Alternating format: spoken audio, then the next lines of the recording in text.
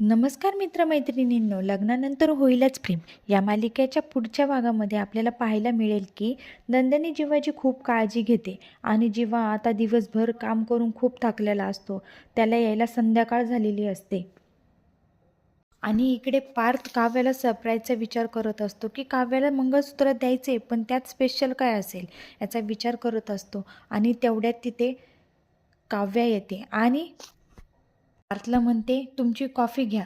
तेवढ्यात ती चा पाय घसरतो आणि ती कॉफी खाली पडते. त्याच वेळेला पार्थला काव्यार्थ नावाचा शब्द नवीन दिसतो. तो बोलतो, आता मिळालं. काव्य बोलते, काय चाललंय तुमचे? की कोणाला गिफ्ट वगैरे द्यायचं आहे का? पार्थ बोलतो, नाही असे काही नाही आहे, मला फक्त एक डिझाईन हवी होती, ती मिळाली आज तुमच्यामुळे. काव्य बोलते, मला सांगा ना.